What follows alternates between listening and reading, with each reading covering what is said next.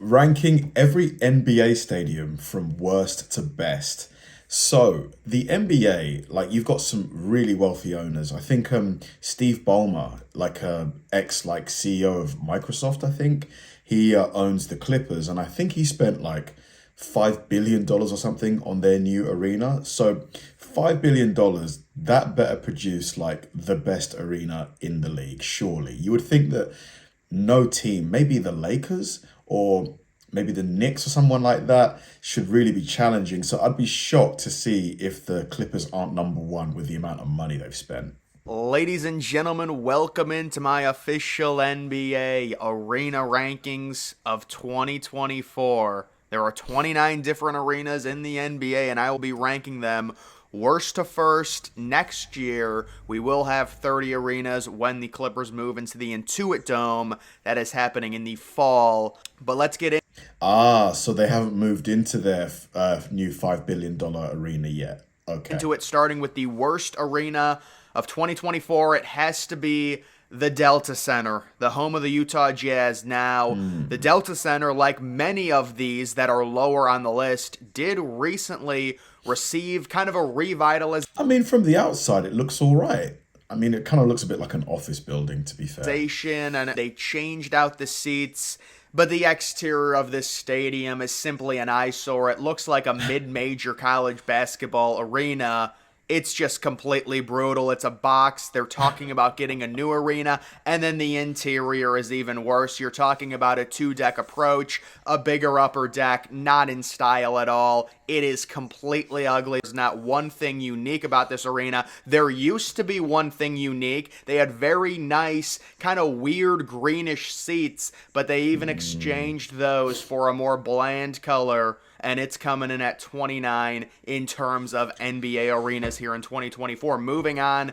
I mean, if that's the worst one, I think we're about to see some stunners because, yeah, the outside is a little bit officey, a little bit, office block, but it's not that bad. To number 28, it is the Smoothie King Center, home of the New Orleans Pelicans. This is a concrete mess located right next to the Superdome. The interior is aged, but when it comes to this stadium, we're looking at the exterior. It is brutal. You take a look at that glass paneling. That looks like it's... Oh, yeah, that shape, it's a little unfortunate. Straight from 1983. They did do kind of a half attempt of a renovation, but I would imagine the Pelicans at some point are going to need a new arena. They also got a new Jumbotron, like many of these lower tier stadiums. They try and upgrade the Jumbotron. It's understandable. It's something easy to do that really doesn't change the overall stadium aesthetic. And that's why this one comes in at number 28. Moving on to number 27, it is Capital One Arena, home of the Washington Wizards. This is a brutal... Does it double as an ice rink then?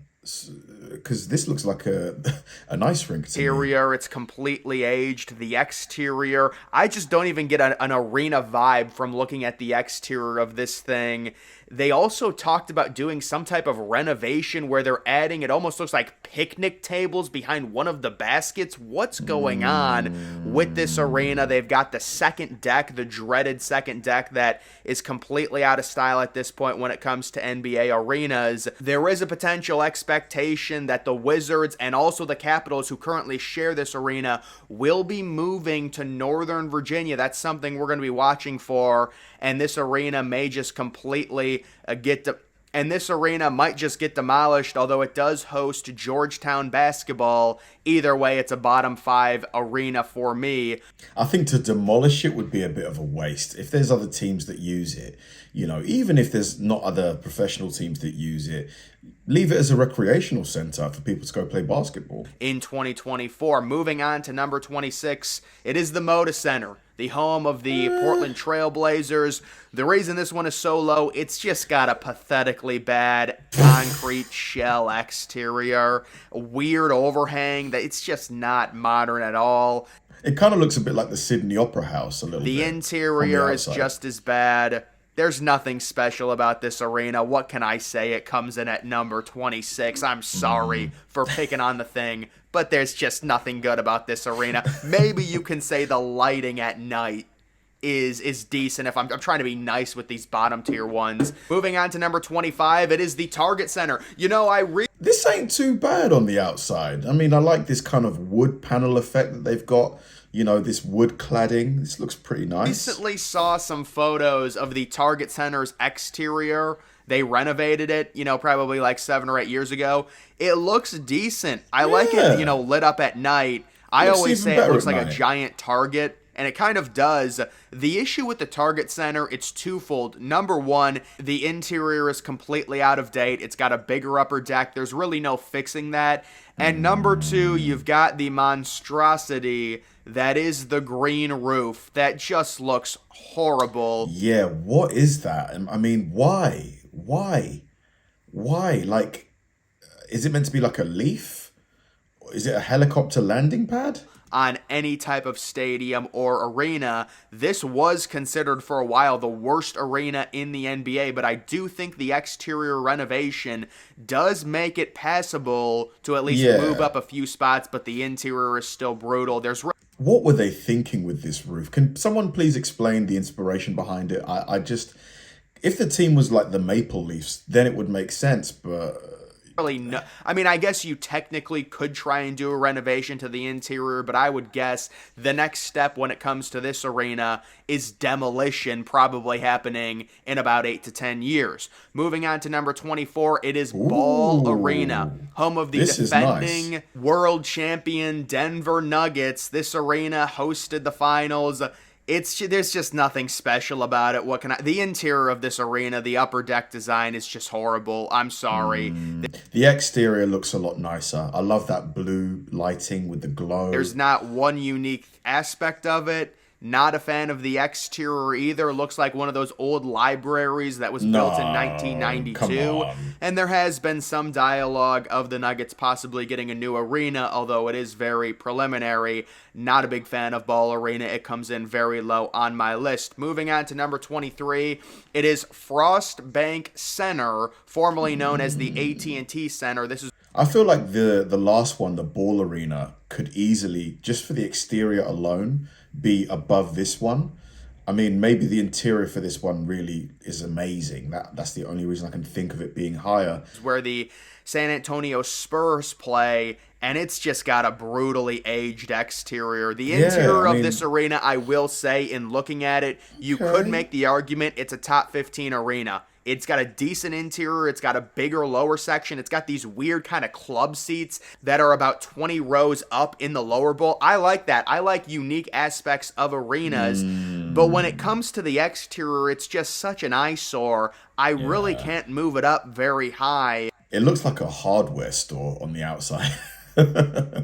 Like here in England, there's a shop called Homebase where it's pretty much like what would be the American equivalent? What's the American place that you can go get like tools and planks of wood? Like this is what they look like on the outside. So that's why it comes in at number 23 for me. Moving on to number 22, it is the Paycom Center, this is nice. Home of the Oklahoma City Thunder. This is better known as Chesapeake Arena. And certainly one of the big positives when it comes to this arena is how loud it got during the playoffs when the Thunder always used to be like a top 2 or top 3 seed. They would always make runs, and this place would be rocking.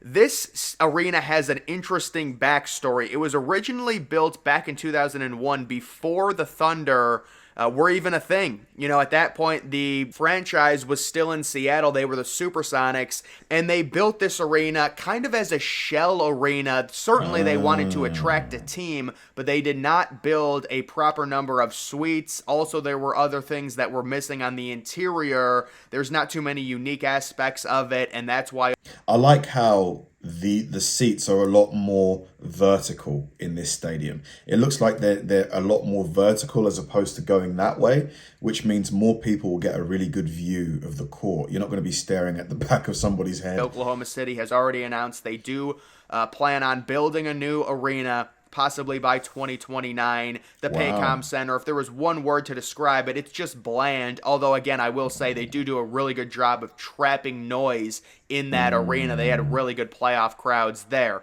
Moving on to number 21, it is the Wells Fargo Center. Now, the Wells Fargo Center did also recently undergo a renovation. If you want to talk about twins, I would say Capital One Arena and the Wells Fargo Center are twins. However, the Wells Fargo Center, after the renovation, the exterior It looks a bit like a cinema, like a movie theater on the outside. does look a little better, although you be the judge. Looking at the renderings versus the final product, Ooh. I don't think they got their money's worth. Let's just say no, that. they And then didn't. the interior of it, it's just not They that good didn't. of a design, in my opinion. There's no natural light. It's an older design. It's an older arena. The 76ers are already planning on replacing it with a new arena, possibly by 2031.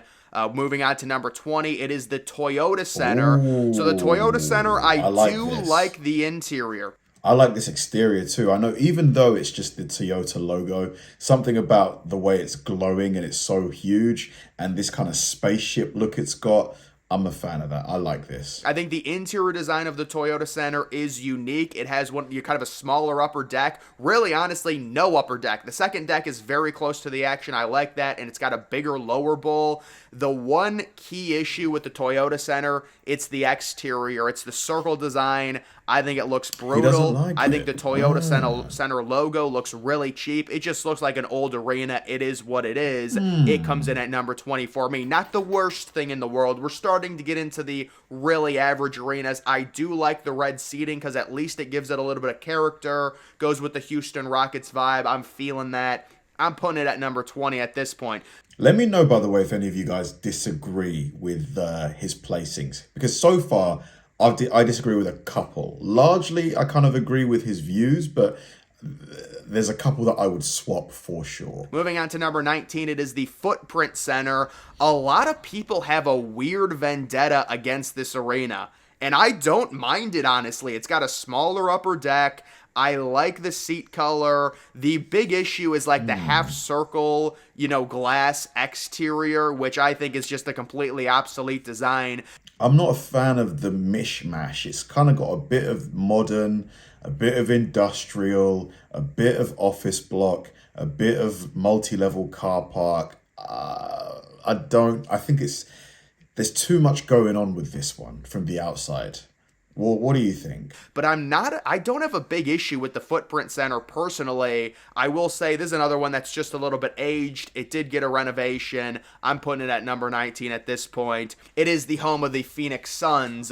Moving on to number 18, it is the Spectrum Center. So the Spectrum Center, I do really like the exterior. The interior is just super bland, and unfortunately, that's what you'll get with a lot of these NBA arenas. However, it has been announced that the Spectrum Center will be receiving a big-time $200 million renovation in the coming years. They're going to take out some of... I mean, the outside looks pretty nice. It's a lot more uniform than the last design, in that it's just one big sort of circle design. You got some like brown wood kind of paneling here and the gray on either side. I like this one actually. The upper deck seats. I like it. Unfortunately, I don't think they're adding too many natural light windows, which is one of the things I really like when it comes to NBA arena. Also, the upper deck formation isn't the greatest, the way it kind of jets out and there's just a mass wall in terms of upper deck seatings. Also, the lower bowl formation is very strange as well. But because the exterior is pretty nice, I decided to bump it to number 18. It's an average stadium at this point. Moving on to number 17, it is the United Center. If you want to talk about a depressing arena, this thing is just a concrete dome. I love how we're like almost halfway and he's still just taking a massive dump on these stadiums. Like, there's not been one that he's like really praised.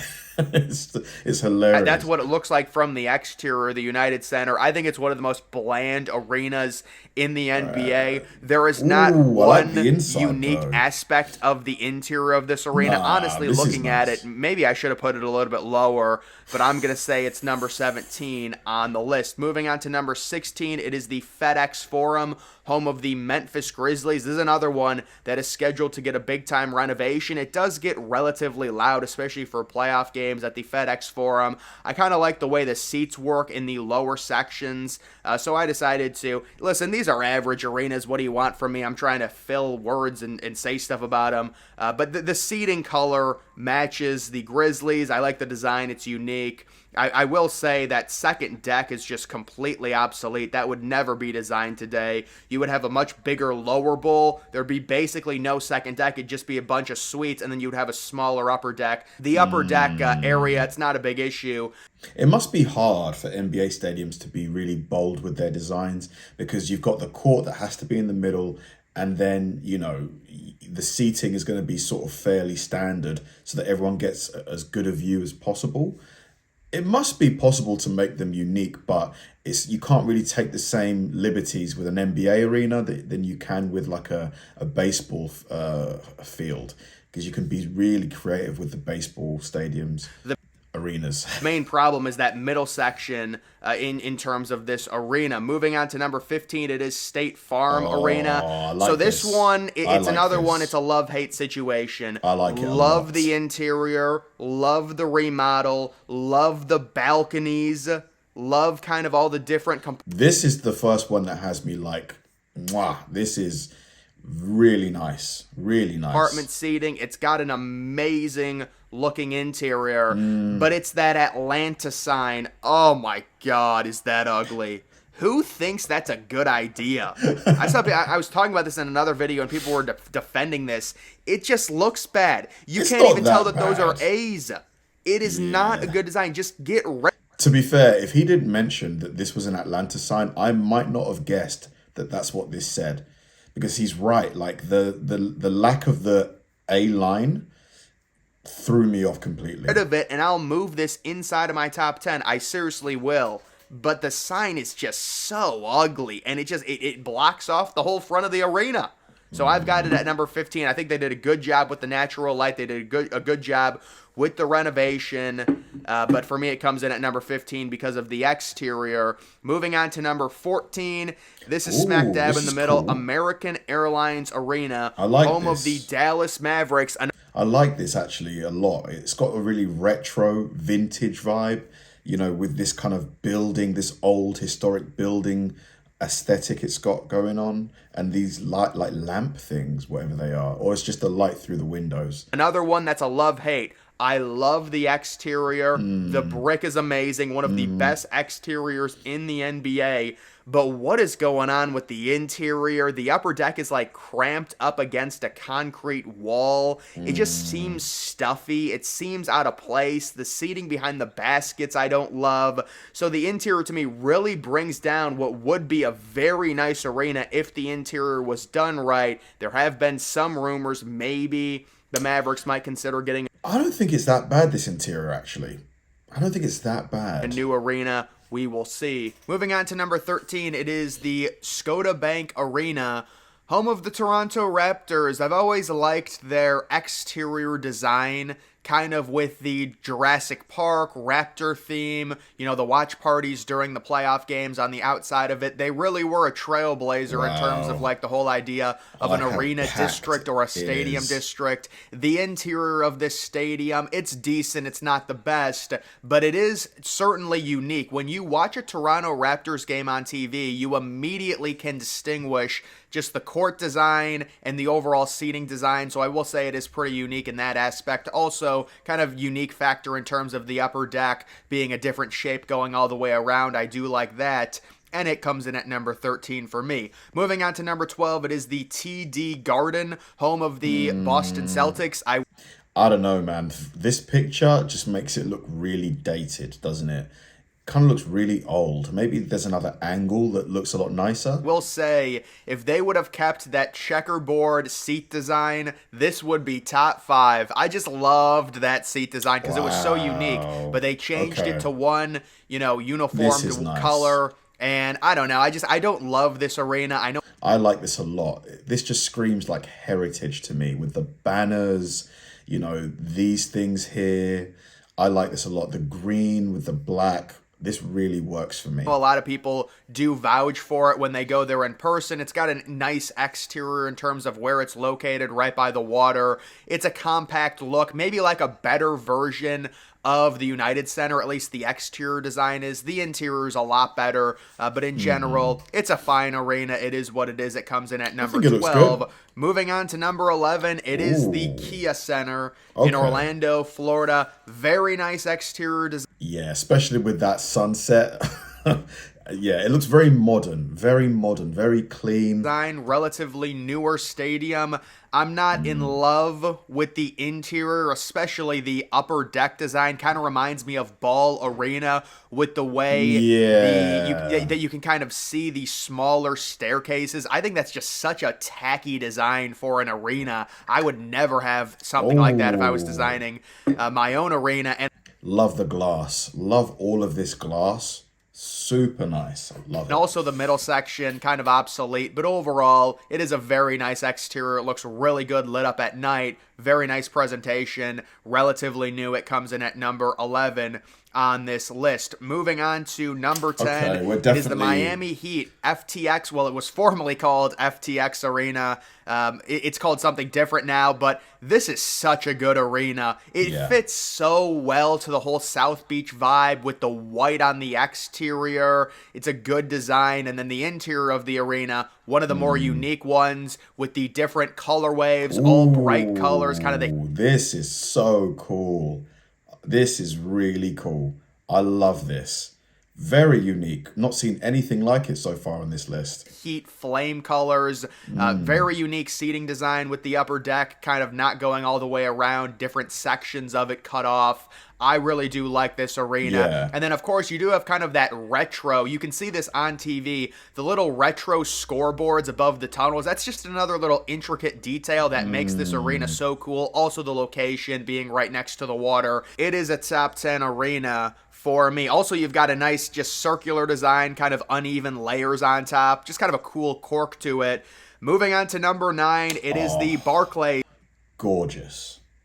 Gorgeous. Love it. Love it, love it, love it. Center. Very polarizing arena. Over $1 billion is what it cost. Relatively new. Certainly the most Billion. unique exterior in terms of the weird design. Quite honestly, this has the potential, for me at least, to be a top 5 arena. Just I like it a lot. A lot. But I can see why this would be a very Marmite design, like love it or hate it.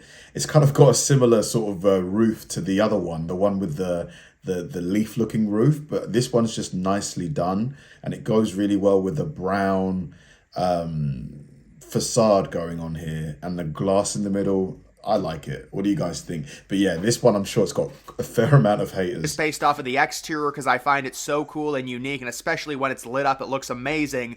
The issue is the roof of it. So they decided to put the green grass on the roof, and I understand you're trying to incorporate green with a city. It just doesn't work. If you were to have some type of chrome roof there on the top, I think it would be amazing, but that brings it down a little bit. The interior of it, to me, just feels really cramped. That's just the feel I get when it comes to the Barclays Center. I wonder how big the actual entire arena is compared to other NBA arenas. It just seems really on top of everything.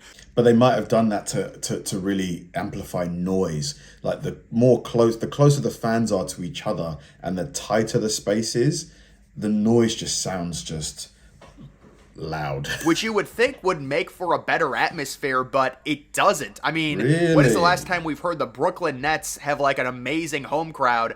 I'm not attacking Nets fans, but it just seems Even like during the there's never playoffs? any atmosphere in this arena. But it is modern, it is nice, it has a very cool looking exterior. I will put it at number 9 on my list. Moving on to number 8, it is the Gainbridge Fieldhouse, believe it or not. Yes, home of the Indiana Pacers. This is the arena that is hosting the All-Star game this year here in Again, with the brick, that it's got that kind of old factory look, old sort of, retro America vintage that kind of aesthetic. 2024, and they just recently got a renovation. It looks beautiful. I love the aspect of it being a field house with the natural light. It looks completely different from every other NBA arena. It's just a sweet factor, and this is another arena that is very different from every other NBA arena because it kind of acts almost as like a college level type thing, at least from the exterior, and then with that natural light as well. To me, you know, it's a solid top 10 arena based on the recent renovations. I know a lot of people would disagree with that. It's all subjective, but it's just a unique thing that I like. I'm someone that really likes the unique arenas and also the new arenas when it comes to the NBA. Moving on to number 7, it is Rocket Mortgage Fieldhouse, formerly the Q. Very cool looking. It kind of looks a bit like do you guys remember the old school, the first generation PlayStations, the big block ones before they shrunk them down? It kind of looks a bit like a PlayStation, doesn't it? Located in Cleveland, Ohio. And how about the exterior renovation that this arena got? Just beautiful design, and I've always loved the interior of the Q. Now, this one is unique to where it does have a very large second deck. Normally with arenas, they'll either have no second deck or a smaller second deck, but Rocket Mortgage Fieldhouse has a bigger second deck. It kind of doesn't deserve to be called a field house because there is no natural light that gets let into it. I just always think of a field house as like there being some type of window, but either way, after the renovation, the exterior looks amazing. I love the seats, the cushioned seats, the color, you know, the dark red to match the Cavs. It just looks so good. It presents really well. The only other issue is there's like something to where, because it also hosts hockey, some of the seats are movable, which makes for, it kind of just looks weird on TV. But in general, I really like this arena. It doesn't hurt that it has a... I like it. I like it. Wow, is this real? This is, imagine being there when they set these off. Oh, atmosphere would be insane. Massive new, or at least semi-new Jumbotron that they got a little less than a decade ago. It comes in at number 7 for me. Moving on to number 6, in terms of NBA arenas in 2024, it is Little Caesars Arena. So we're on to the ultra new arenas now. Little Caesars Arena, great modern interior. How about the suite levels almost, or what are those, club levels, almost onto the roof? Really interesting design there, and you also do have the color. Wow, yeah, they jut out. That is very interesting. We've not seen anything like that before. Changing roof, which is another really cool factor. Another thing that a lot of people don't know, the concourses, there's a lot of natural light. It's almost like there's a translucent roof throughout. That's another cool thing. The only negative I have about this arena, it's got to be the roof design with the Little Caesars Arena thing. I understand. I get it. It's a marketing ploy. It just looks so bad. I'm sorry. There's no way. It looks really cheap to me, but nonetheless, it's a very nice interior. It's a brand new arena. And I suppose you're never going to see that. Like, unless you're flying a plane directly over the stadium, you're never going to see this logo. So... but yeah, it is enormous. And at this point, it comes in at number 6. Moving on to number 5, it is Crypto.com Arena, home of... This is the Lakers. I've been here. This was a very nice arena. Very, very nice. Both the Lakers and Clippers. Of course, that's changing with the Clippers moving to the Intuit Dome. But this one, you know, located in LA, I just think they did a great job on the exterior lighting. It just looks so good. And then the arena itself really transforms when it dims for Laker games. It just looks like a much better presentation. The actual interior design, there's a lot of suites. There's a very smaller upper deck, and they are possibly getting a renovation where they're going to cut out one of the areas in the upper deck and put in natural light, a window. That's going to really improve it as well. But in general, I just like the exterior. It just screams LA. It screams box office. The way it lights up is really cool. So I'm going to throw it in there at number 5 on my list. Yeah, I think, yeah, like, especially at night when these lights are on and stuff, for sure, it looks incredible. I want to get to the Barclays Center. To be honest, I would love to go to every single NBA arena. It's just the financial practicalities of that that are holding me back. Moving on to number 4, it is Madison Square Garden. A lot of people would argue this should be number 1. You look at the exterior, the circular design. It's the Mecca, and it's certainly unique. It's got an amazing interior roof, 2 walls of seats spanning, and then an upper suite level on top of that. There's nothing wrong you can say about Madison Square Garden. It's just, it's very, Beautiful. Love this. The lights that are, oh. it feels like a legendary NBA arena, and it definitely has that old style going for it. You could argue it should be number 1, maybe number 2. It's kind of like the MLB Stadium argument with Fenway and Wrigley Field. It's legendary. You know, I was originally going to put it at number 3, but I've slotted it at number 4 in terms of this list. Moving on to number 3, it is the Chase Center. This is a brand new NBA arena, home of the Golden State Warriors. It's got a really nice exterior design. Kind of reminds me of the Miami Heat's arena. Yes, it does. It's very similar to the Miami Heat's arena, and it's even got a body of water behind it as well, which is another thing that the Heat Stadium had too. Looking at it, and then the interior of it, I mean, the only negative thing I have about this one, it's just kind of bland, but it's really not the Warriors' fault. All of these new arenas kind of have that problem to where they're bland. This one, though, it certainly fits the exact design of a modern arena. Yeah, it's kind of boring. Like, with all the championships they've won, where are the banners? Like, they should be big and hanging.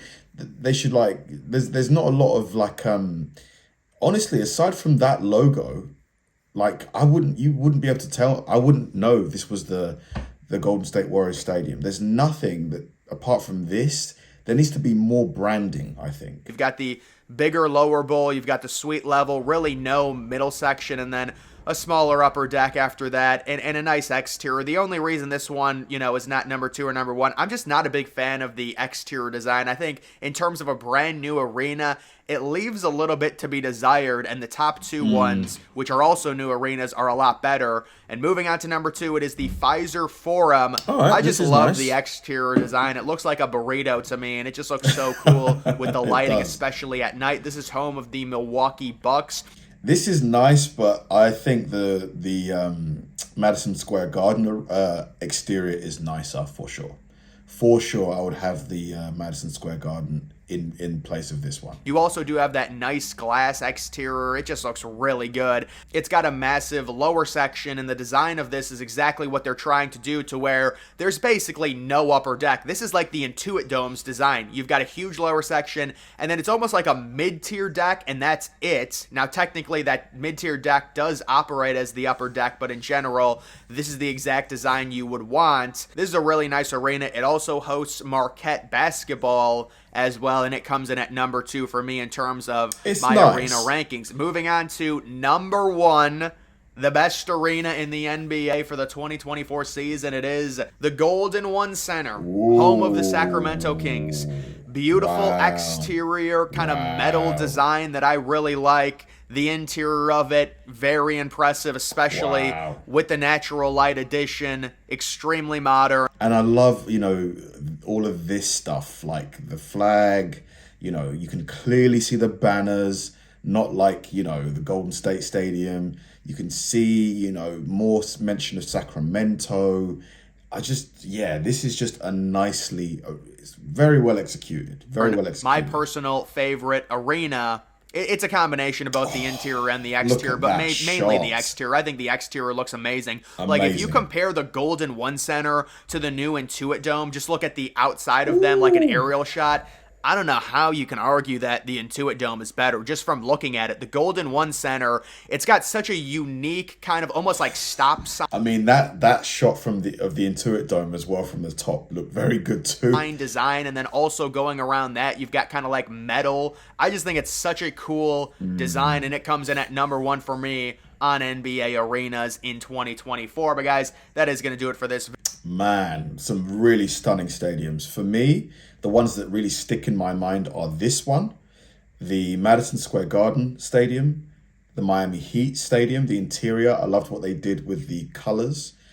And which other ones really stuck out? To be fair, the Barclays Center, there was like at least 6 that really like stuck out to me. But honestly, from like 15 onwards, they were all beautiful. Thanks for watching, guys, and I'll see you in the next one.